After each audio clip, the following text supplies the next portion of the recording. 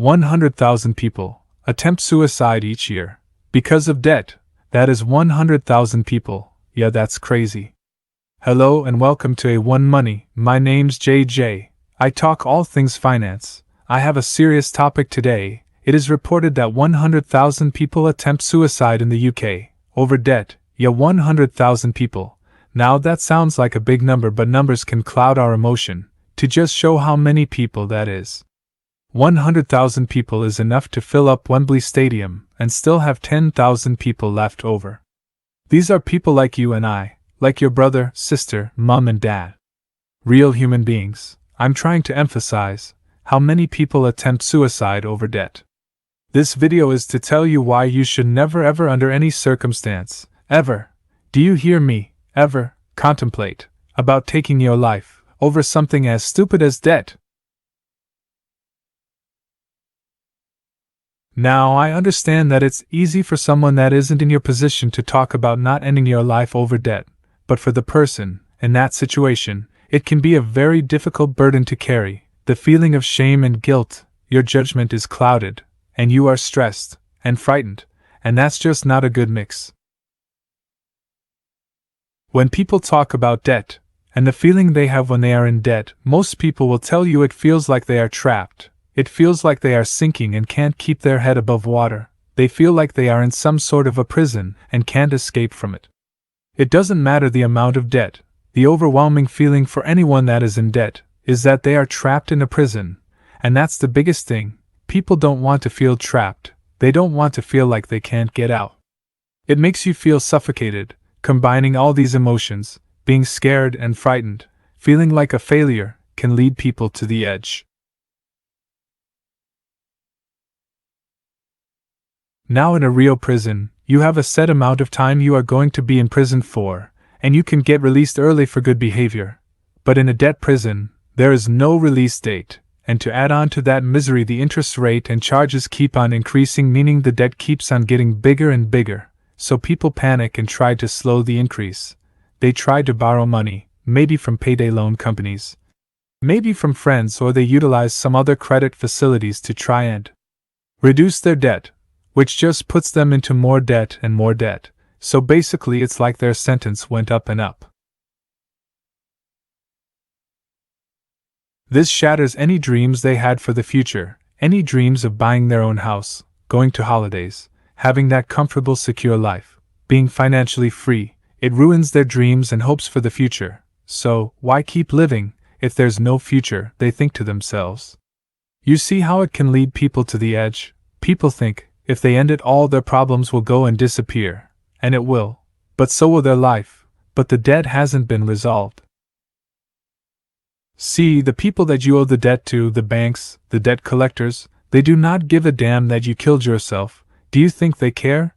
That they push you to ending your life? Do you think they will change their way of operating? Think about this. If 100,000 people attempt suicide each year because of debt, that means out of those 100,000 people, some have killed themselves because of debt, yet the attempted number is the same year after year after year, and nothing changes. The banks, the debt collectors, do not care about you in the slightest. They don't care if they cause you misery. They do not care if you end your life.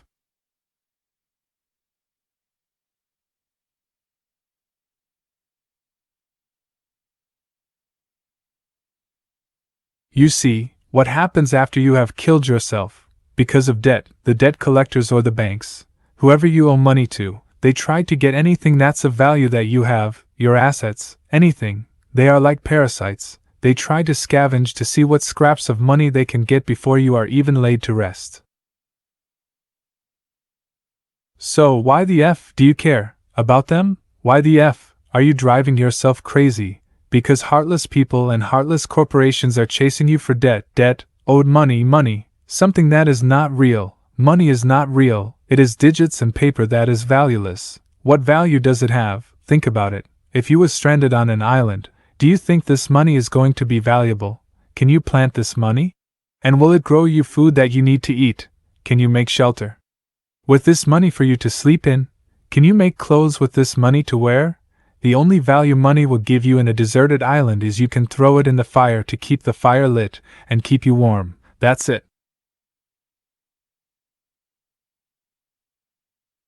I have said this before in some of my videos, and I will keep saying it. There is only 3 essential things you need in this life, and that is food and water, a roof over your head, doesn't have to be the best, and clothes on your back, and the 4th is medication, if you need it.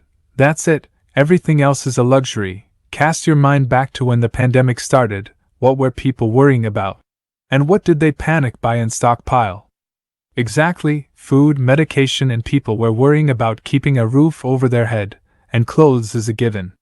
This is why, for anyone that's watching and thinking of getting yourself into debt for items that are luxury, such as fancy cars, or designer clothes, or anything else, don't be foolish. Only buy those stuff, if you can afford it. I don't count houses, because if done correctly then it's good debt, but again, you need to be able to pay your mortgage. Don't worry if you are in debt over credit card loans, store card loans, gas bills, electricity bills, water bills. There is never a reason why you should consider suicide because you are in debt, because there is always a route out of debt. Firstly, you need to know what the worst that can happen. The worst that can happen is they take everything away from you, and when I mean everything, I only mean your material possessions from you, things that are easily replaceable. For consumer debt, you cannot go to prison in the UK and USA. There are some countries that you can go to prison, but in the UK and USA, you cannot go to prison for it. The only debt you can go to prison in the USA is from failure to pay your taxes, which is a federal crime and can result in prison time, and failure to pay child support, which can be considered contempt of court and result in jail time for up to 6 months. In the UK, you can only go to prison for refusing to pay council tax in England, or criminal fines, and that then as a last resort. There are other enforcement methods that will usually be employed before imprisonment.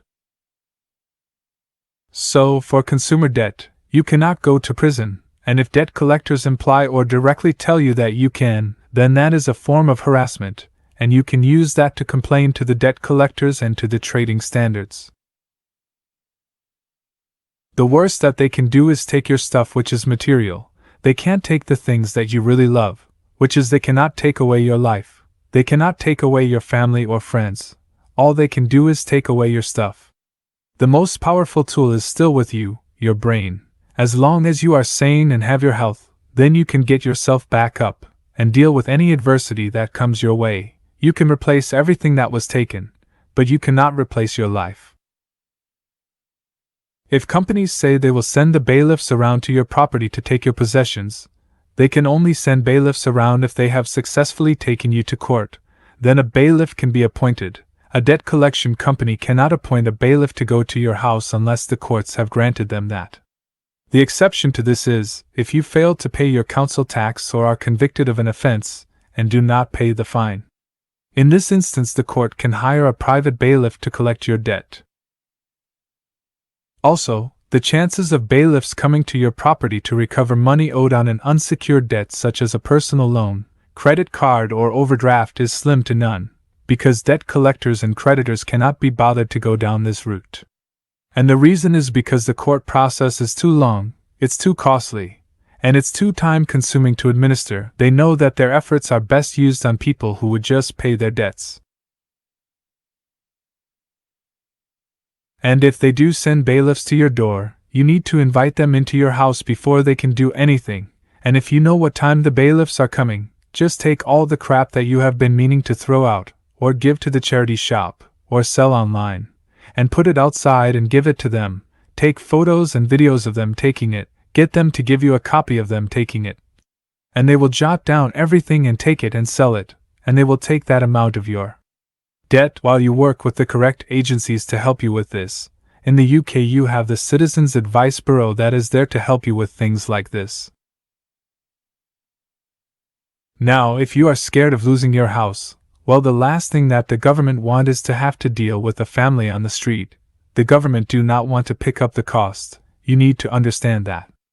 Also, it is very, very, very difficult for you to lose your home over unsecured debt. If your house has a mortgage, then you don't own your house, the bank does, so the debt collector will be attempting to take the bank's house and not yours.